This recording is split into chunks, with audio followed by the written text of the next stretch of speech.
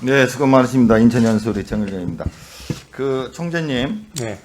요즘 이제 언론에도 많이 나오고 하는 것처럼 이제 코로나가 2년 가까이 되면서 또 이제 어느 정도 극복의 계기를 마련해서 경제가 좀 나아지고 있으면서 인플레이션이 시작되고 여러 가지 이제 고민이 많으실 텐데요. 그 제가 경제 분야 이제 그 국민 그 뭐냐 경제 거시 지표를 이거 영상 한번 띄워주세요. 거시 지표를 한 표로 묶어봤어요. 한번 보십시오. 네. 제일 위에 이제 노란 게 이제 가계부채 증가율이고 두 번째 이제 파란 게 경제 성장률, 세 번째가 소비자 물가 상승률, 네 번째가 금리예요. 그 한 표를 이렇게 묶어놓고 보니까 코로나로 어려웠던 2020년, 21년에 이제 물론 이제 가계부채가 늘어났죠. 그리고 금리는 굉장히 낮았고 물가도 괜찮았고, 근데 이게 이제 전반적으로 2021년 현재 그리고 내년으로 가서 인플레이션이 우려되고 있는 거 아니에요? 금리도 지금 올라가고 있고. 그래서 이게 이제 국민 경제에 엄청나게 지금 여러 가지 어려운 고비를 이제 지나가야 되는데, 우리 한국은행의 역할을 저는 생각해 봐요. 한국은행이 할 수 있는 게 기준금리 하나인가요? 그죠? 기준금리도 있고 여러 가지 뭐또 저희 대출 정책. 대출 정책. 그 나중에 제가 말씀드리겠지만 대출도 보면은 취약계층, 자영업 이런 어려운 분들이 훨씬 더 이 영향을 많이 받아요. 네. 그건 나중에 한번 다시 제가 얘기를 하고요. 그래서 이런 이 거시 지표를 컨트롤하는 데 있어서 이게 좀 이상하게 들릴 수도 있지만 한국은행의 역할이 이제 기재부나 정부 이쪽하고 한 몇 대 몇 정도 되는 것 같아요. 반은 돼요? 근데 워낙 본래 역할이 다르니까요. 아니, 역할이 다르지만 네. 그렇지는 않죠. 네. 예를 들어서 뭐 요새 인플레이션 하면은 여기서 네. 금리 가지고 조절한다 그러지만 네. 사실은 기재부에서 여러 가지 또 물가 안정 정책을 물론, 취하고 있지 않습니까? 물론입니다. 네. 목표가 같은 거예요. 국민이 볼 때는 경제 하나를 볼 국민이 한국은행이든 기재부든 알 바가 아니에요. 우리나라 국민 경제가 잘 돌아가면 되는 거지. 네. 그러니까 목표는 같은 거예요. 그죠? 궁극적인 목표는 뭐. 예, 그래서 한국은행의 역할이 저는 정말 어느 정도 되는지, 그리고 이 기준금리 이런 거 조정하실 때 금통위에서 얼마만큼 전체 거시경제를 놓고 정부, 기재부 이런 당국하고의 협조 관계를 얼마만큼 깊이 있게 논의하는지를 모르겠어요. 그래서 네. 금통위원회에 최근 2년간 회의록을 좀 제출해 주시고요. 네. 예? 의원님들이 어떻게 하는지 좀 보시게. 그리고 이제 11월 금리 이제 인상 가능성 아까 강하게 말씀하셨어요, 그죠? 그러면은 11월 금리가 올라가면은 지금 가장 영향을 받는 게 걱정되는 게 물가인데, 네.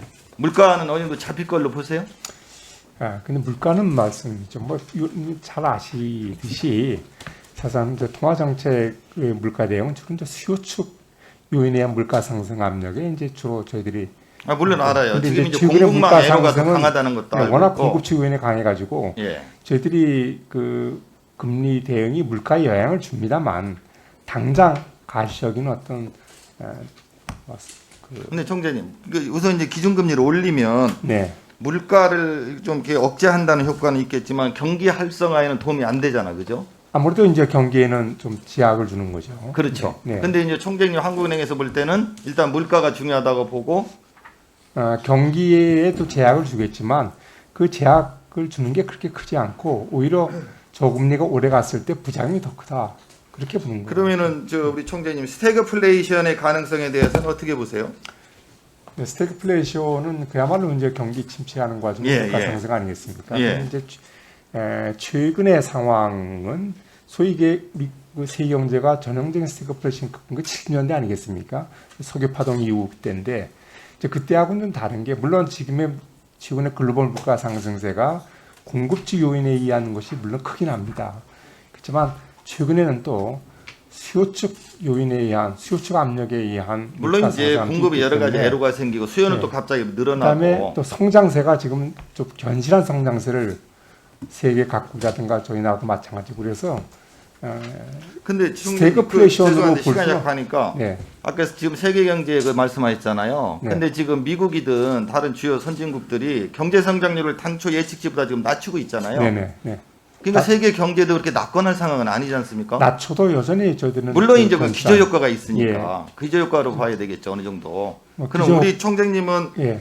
우리나라 내년 경제 성장률을 얼마나 정도 보고 계세요? 지금 현재 한 3% 내외로 보고 있습니다. 내년 성장. 인플레이션은요? 인플레이션은 뭐 2%에 근접하는 수준. 지금 이제 10월 물가가 아직 안 나왔지만 기재부에서 보는 건 9월보다 당초 원래 추석 지나면 안정된다고 그랬어요. 근데 이제 틀렸어요. 그래서 9월보다 10월 물가 상승률이 높다고 보거든요. 지금 예측이. 네네. 그러면 내년에 그럼 2%를 올해도 그렇고 올해 2% 지키기는 어렵게 됐잖아요. 뭐 2%를 못 지키죠. 그렇습니다. 그렇죠. 그럼 내년 물가 지킬 수 있겠습니까?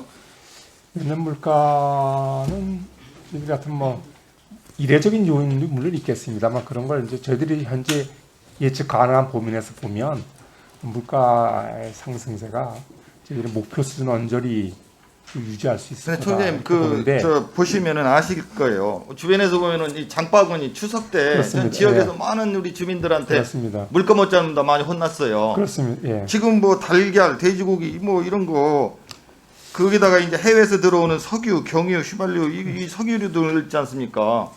이걸 어떻게 해요? 우리 국민 체감 물가가 중요하지 않습니까? 국민들은 네네. 이걸 어떻게 좀 잡을 생각이 있으세요? 그래서 이제 그게 제가 아까 이제 공급지 요인에서 물가 상승이 크다 말씀드렸는데 최근 물가 상승을 보면 에너지 비용하고 식료품, 가공식품 뭐 이런 게 이렇게 많이 올라서 그러니까 소위 말해서 구입 빈도도 크고 비중도 큰. 총장님 시간이 얼마 안 그래서 남아서 체감 한 가지만 물가- 더 여쭤볼 테니까 네네. 같이 답변을 해주세요. 이제 비슷한 얘기인데 이제 다음에 보면은 이제 11월에 금리 추가 인상 시사하시고 근데 이제 현재 5대 시중은행 가계대출이 뭐 5%를 넘는다 어쩐다 그래가지고 이제 쪼이기 시작했잖아요. 네. 농협, 수협 뭐 이런 데서 중단해버리고 그러니까 이제 그 최근 어제 오늘 원래도 많이 나왔지만 문제는 대출 실수요자들 전세대출이라든지 정말 집 없는 사람들이 집 한 채 가지려 하는 사람들 그 대출이 다 막혀버리니까 얼마나 화가 나요. 그러니까 막 정부 줄 서가지고 새벽부터 그냥 이 신용 그 신협에 가서 저 대전에 신협에 가서 줄 네. 서가지고 받으려고 다 아시죠. 네, 그렇습니다. 그러니까 한국은행에서 기준금리를 올리시고만 하더라도 금융위원회하고 협조를 하셔가지고 이런 실수요자들이 그 엉터리 같은 그 대출 정책 그 갑자기 바뀌는 정책으로 피해를 보면 안 되잖아요. 네, 네. 그럼 한국은행에서 좀 금융위원회한테 정책 공개를 하셔서 네. 국민들이 예측을 안 하고 믿을 수 있는 금융위원회가 나와야 되잖아요. 한번 말씀 좀 해주세요. 네, 잘 알겠습니다. 그 사실상 가계 대출을 억제하려는 그런 불가피성은 또 저희들이 또 좀 동의를 하고요. 물론 이제 총량 규제에 따른 그런 지금 위원님 지적하신 그런 이제 문제가 있는데 그거는 아마 금융위도 익히 지금 뭐 더 잘 알고 있을 것 같고요. 저희들이 어떻든 금융위와는 늘 협의 채널이 있으니까 지금 말씀하신 대로 그 문제도 같이 저희들이 한번 고민을 하도록 하겠습니다. 금융위에 강하게 전 네. 금융위가 진짜 바보 같은 금융위라고 생각을 해요. 어떻게 이 예측을 못해가지고 이렇게 많은 서민들 국민들한테 어렵게 해요. 한국은행에서 적극적으로 요청을 해주세요. 네, 알겠습니다. 금융위도 왜 이걸 모르고 고민을 안 하겠습니까? 잘 알겠습니다, 위원님. 네. 예. 감사합니다. 네. 정일영 의원님 수고하셨습니다. 이어서 유경준 의원님 질의하시겠습니다.